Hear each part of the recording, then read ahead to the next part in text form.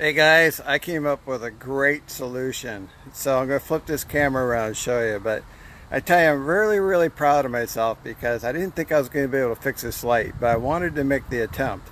And I think that's the concept that we want to try to convey is a lot of times we need to challenge ourselves to do some tech projects that might be a little bit out of our comfort zone.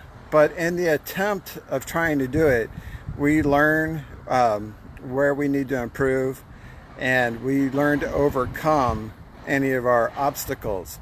So maybe we don't have the right tools, or maybe we don't have the right parts or supplies or the right experience. But each time you do a small tech project like this, you're adding to your technical skills, your knowledge, and your expertise, and then it builds confidence. So let me show you my solution for the trailer taillight. So I fixed it. Yeah, see? I had the red light.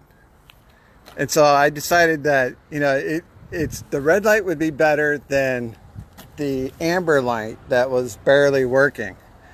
Now, obviously they don't match, but I don't know of any DOT requirement that says your lights have to match. Their lights have to work, so when I have an opportunity, I'll stop at TA or Petro and look for an amber light or look for another red light. But that's a red LED light that I had in my spare supply and had the right type of connector on the back. So I didn't have to change the wire harness. And then this one had the 3 rivets. So I drilled out the 3 rivets. But my replacement light has the round rubber holder, which fits in there very snugly. So I tell you a little tech tip. You may laugh, but to get that light in there, I carry Vaseline, petroleum jelly, because I found a lot of times in order to get this stuff in when you're working with rubber, you need that to get that in there. So I carry that as part of my tech supplies. So, but it comes in very handy. So now what would be a 4-hour delay at Petro waiting to get a stupid light fixed, I got it fixed in 30 minutes, 30 minutes to an hour. And then what's nice about that is that if I have this problem again, I know how to fix it. I know what the requirements would be, what kind of light I need, what it's going to take to do that job.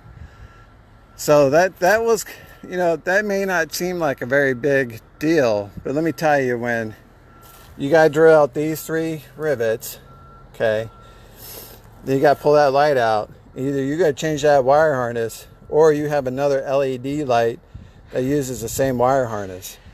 So the success of this project began, I would say, about 2 years ago when I purchased that light. And I've called it in my truck ever since. I've never used it. I have an an amber light back in my storage unit, but I took it out for some reason. So we'll go with that one until I can get it changed. But obviously that light is better than the other light.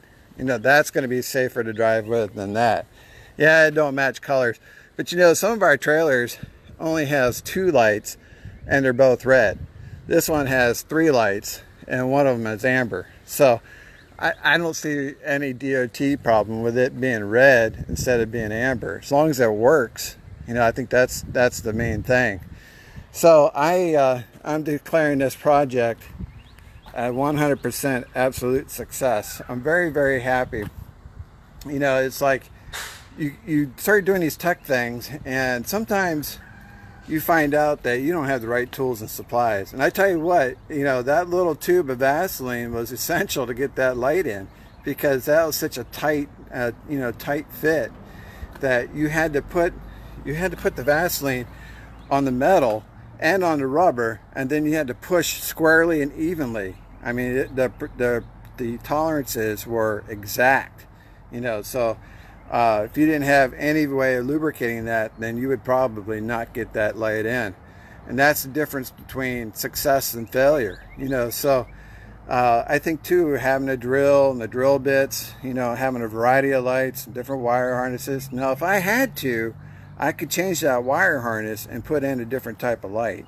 But thankfully, I didn't have to change that wire harness. And we'll stop and replace that light. That light's like a $30 light, maybe a little bit more. That's an LED light, and those are not cheap.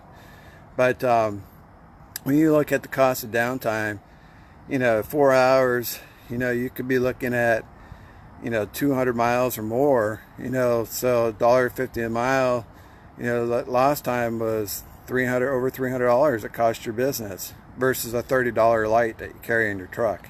You know, 30 minutes and you got it changed out and you're ready to roll. So that's the concept there. So I'm declaring this an absolute success.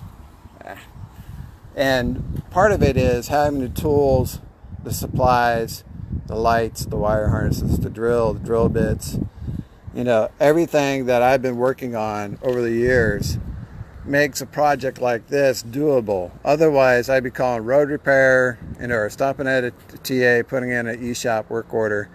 But I got that light fixed by myself, so I am very, very happy with that. All right, guys, so I got for you. Thanks for watching. I'll see you on the internet.